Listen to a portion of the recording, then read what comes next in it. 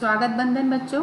आज हम स्वाति हिंदी विशिष्ट कक्षा 12वीं के अंतर्गत पाठ को पढ़ेंगे और समझेंगे। तो चलिए आज का हमारा जो विषय है वह क्या है, इसको समझते हैं और जानने का प्रयास करते हैं। स्वाति हिंदी विशिष्ट। आज का हमारा जो विषय है स्वाति हिंदी विशिष्ट के अंतर्गत यह है गद्य खंड से। और आज हम पढ़ेंगे जो लेखिका हैं, लेखक परिचय के अंतर्गत उषा प्रियंवदा जी को। इन्होंने वापसी जो लिखा वह आज की जो समस्याएं होती हैं उससे ओतप्रोत है। इनका ये जो वापसी जो पाठ है जो हम पढ़ेंगे, आज का विषय जो हमारा है।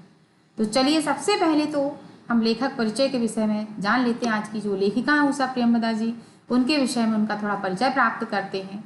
तो चलिए पढ़ते हैं। उषा प्रियंवदा का जन्म 24 दिसंबर 1931 को इलाहाबाद में हुआ।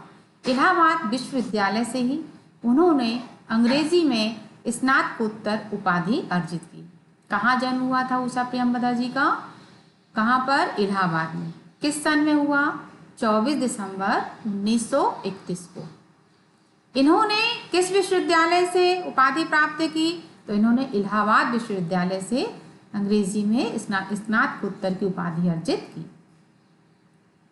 उषा प्रियंवदा जी भारतीय परिवेश, परंपरा और प्रतीति में भौतिक युग के व्यतीत और एकांतिक सोच और रहन सहन ने जिन विसंगतियों और विडंबनाओं को जन्म दिया, उनकी गहरी टीस को अभिव्यक्त प्रदान करने में उषा प्रियंवदा सरलतम और सहजतम।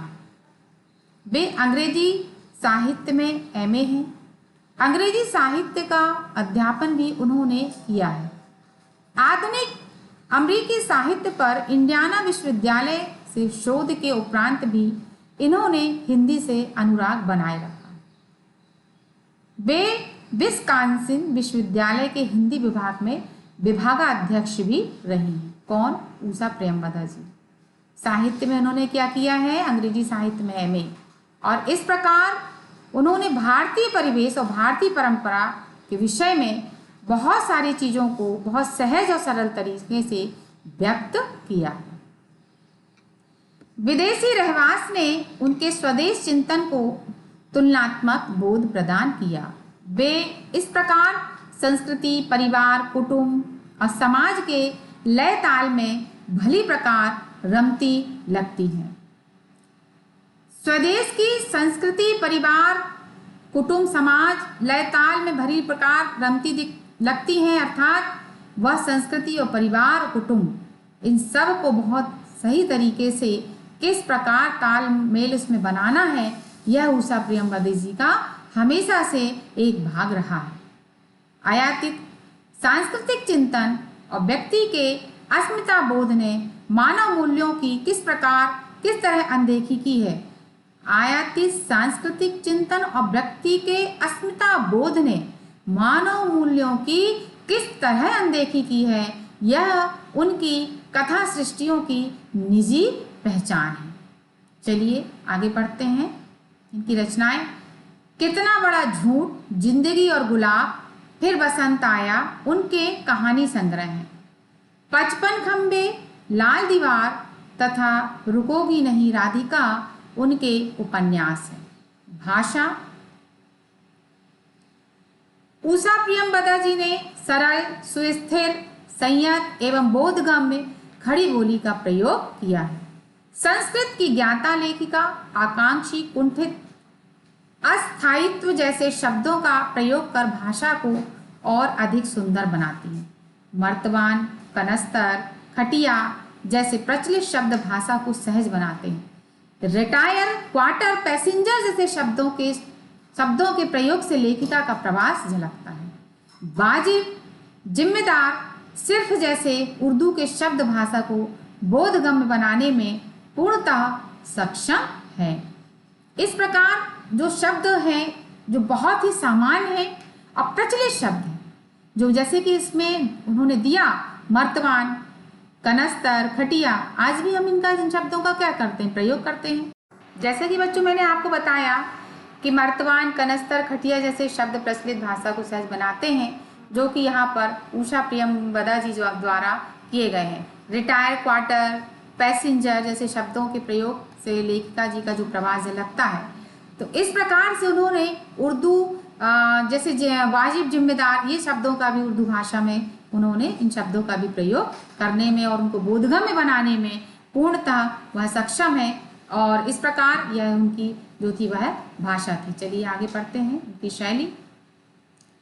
उषा प्रियंवदा जी की शैली भावात्मक, विवरणात्मक और व्यंग्यात्मक, बहुत अच्छे व्यंग और विवरणात्मक शैली, विवरण के द्वारा, और भावनात्मक यानी हृदय के अंदर भावनाओं से जुड़ी हुई।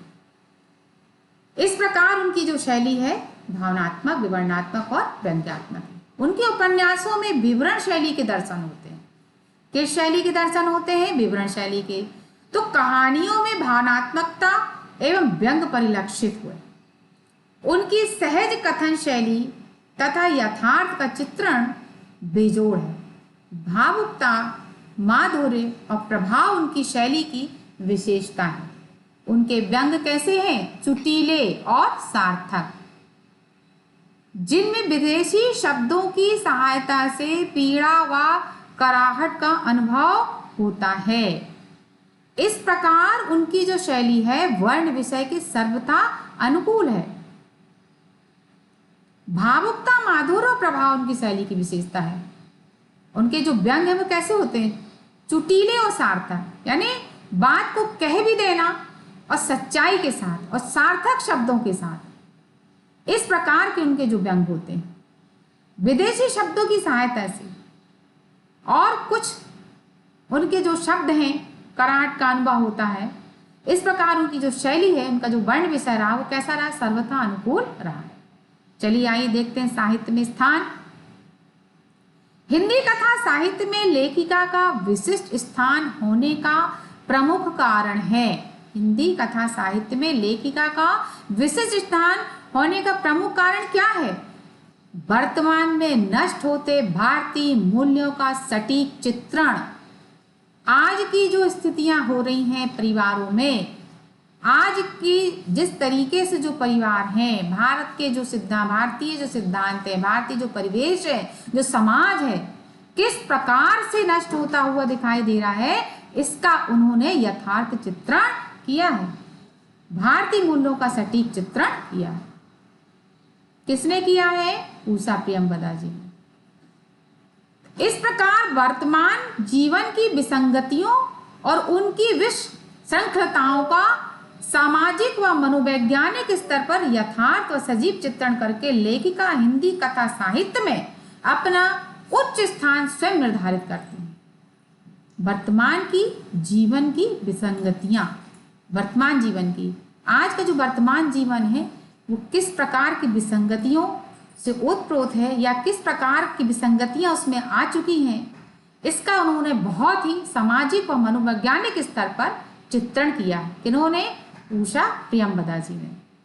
और हिंदी साहित्य में अपना उच्च स्थान वह स्वयं निर्धारित करती हैं सजीव चित्रण करके।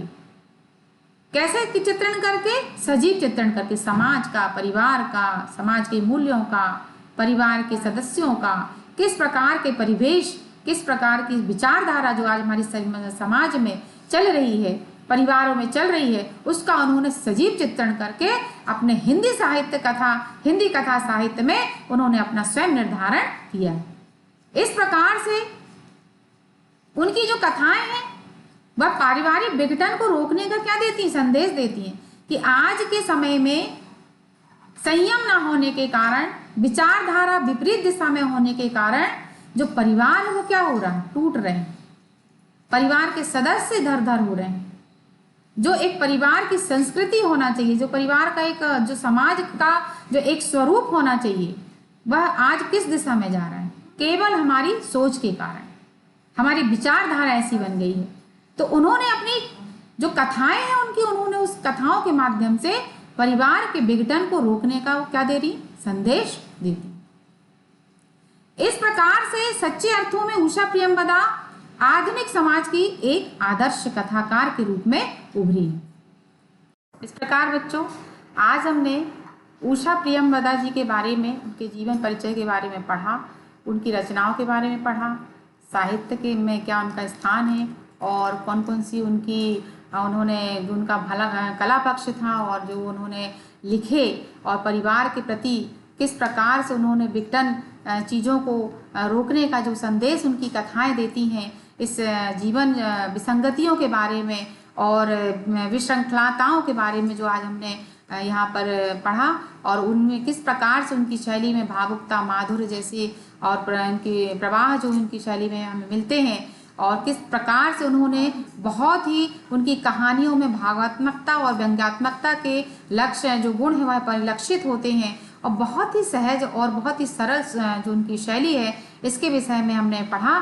और आप लोगों ने भी बेटा इसको समझा होगा। बच्चे जो देख रहे हैं वो आप लोगों को जो आते हैं लेखक परिचय, कवि परिचय लिखने के लिए एग्ज़ाम में पूछे जाते हैं, तो इसमें आप लोगों को लिखने के लिए आता है, तो आप लोग बहुत अच्छे से किसी भी कवि का परिचय हो या लेखक का परिचय हो, गद्य खंड में लेखक परिचय होता है और पद्य खंड में कवि परिचय होता है, तो बच्चों आप लोग उसको ध्यान से पढ़ते जाइए। और क्योंकि आपको आता है कि भाई किसी भी कवि के विषय में आप नीचे लिखे साहित्य में क्या स्थान है, उनका भाव पक्ष, कला पक्ष, तो इस प्रकार से आज हमने आप लोगों को लेखक परिचय पढ़ाया, तो आप इसको बहुत अच्छे से याद करिए और इनके जो रचनाएं वगैरह हैं और घर पर पढ़ते जाइए जो भी अभी पढ़ाया जा रहा है। इसमें आगे हम पढ़ेंगे आगे की क्लास में कि किस प्रकार से जो वापसी कहानी है, तो वापसी कहानी, वापसी का अर्थ क्या है, किस प्रकार की वापसी है, किसकी वापसी है और कैसे हमें इसको आगे पढ़ना है, तो आगे की क्लास में आपको मैं ज़रूर पढ़ाऊँगी। तब तक आप इनका लेखिका जी का जीवन परिचय पढ़िए, याद करिए और घर पर रहिए, सुरक्षित रहिए। धन्यवाद बेटा।